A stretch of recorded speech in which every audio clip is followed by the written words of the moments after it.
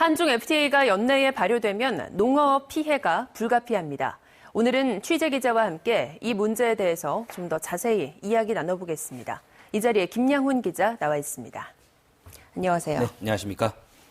네, 지난달 30일이었죠. 한중 FTA 비준안이 국회를 통과했습니다.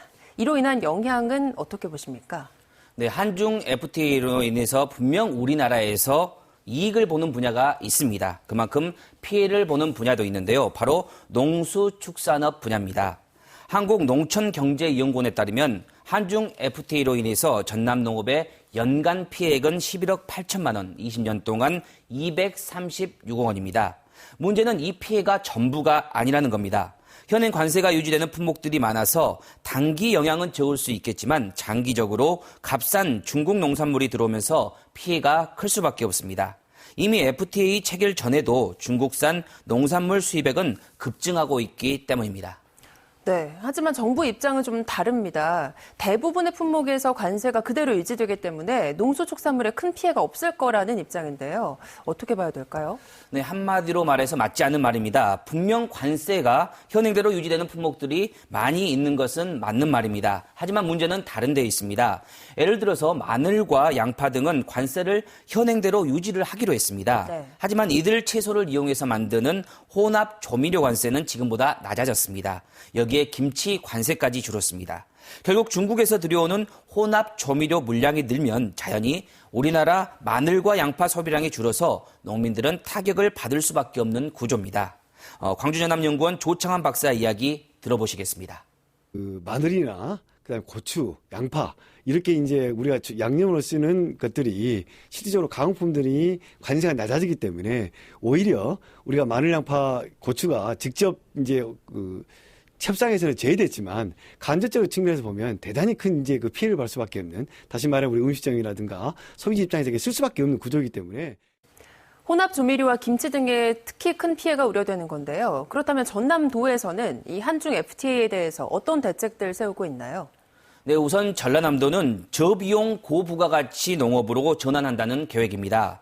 농업 생산성을 극대화해서 수입 농산물 피해를 막고 수출을 활성화하겠다는 겁니다.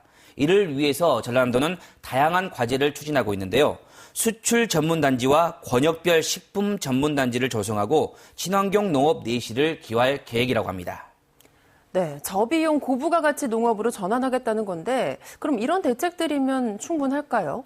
당연히 충분한 대책이 아니고 너무나도 준비는 미흡합니다. 전라남도는 친환경 농업을 육성한다고 하지만 오히려 인증 면적은 4년 전보다 절반 가까이 줄었습니다. 인증 관리 강화 때문이라고 하지만 친환경 농업 확대를 위한 획기적인 개선책이 필요합니다. 네. FTA 대응 예산도 문제인데요. 전라남도는 내년 예산을 올해보다 6% 가까이 증가시켰는데 농업 분야 예산은 오히려 감소했습니다. 수산물의 경우도 마찬가지인데요. 한중 FTA 협상이 타결된 지 1년이 지났지만 아직 관련 용역도 마무리하지 못했습니다. 네, 이 예산 부분과 관련해서 정부에서는 10년 동안 농어촌 상생기금 1조 원을 마련하겠다라고 밝혔잖아요. 이건 도움이 별로 안 될까요? 네, 이번 대책은 농어촌 현실을 충분히 반영하지 못했습니다.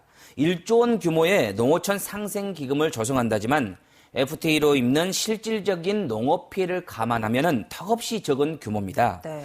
또 피해자 격인 농협과 수협에까지 돈을 내라는 것도 문제입니다.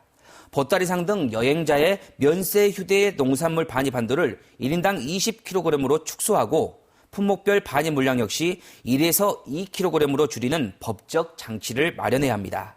지금 정부와 전라남도가 내놓은 대책들은 오래전부터 농업계가 계속 요구해왔던 것들입니다. 네. 농어촌 현실을 충분히 반영한 대응책 마련이 시급해 보입니다. 네, 적절한 대책을 통해서 FTA의 피해보다는 효과에 주목하게 될 날이 빨리 와야겠습니다. 네, 오늘 말씀 고맙습니다. 감사합니다.